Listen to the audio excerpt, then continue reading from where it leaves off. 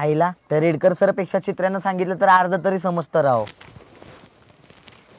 त्यापेक्षा केवढाचा विचार केला की मनाला कसा आराम वाटते. आणि गृहपाठ कधी उतरवणार? आपण बिंदास आहे. हाय की हिंदीचा तास, त्याला तेच करायचंय. आणि बाकीचा गृहपाठ ते बघू रे. हा अरे तुझं नशीब पण बंडल आहे. केवढा जर 8वीच्या ऐवजी आपल्या 9वीच्या वर्गात असती तर.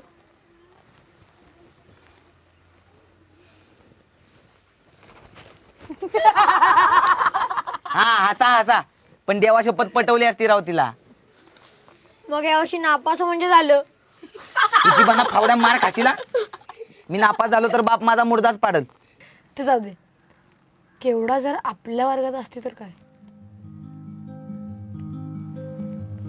तर आपण बिंदास बघितलं असतं तिच्याकडे. इथे धरला असतास तू बाजी. आपल्या लाईन कडे बघणं सुद्धा एक कला आहे. लाईनला पण नाही कळलं पाहिजे की आपण तिच्याकडे बघतोय. समोर मॅडम किंवा सर आले ना तरी पण आपल्याला आपल्या लाईन कडे बघता आलं पाहिजे, एकदम सूम मध्ये.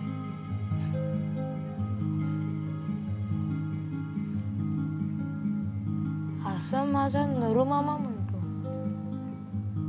आईला आता तुझ्याकडे लक्ष द्यायला पाहिजे, तू कुणाकडे बघतो ते आहे का नाही. अटे काय भानगडीत नाही पडत मी.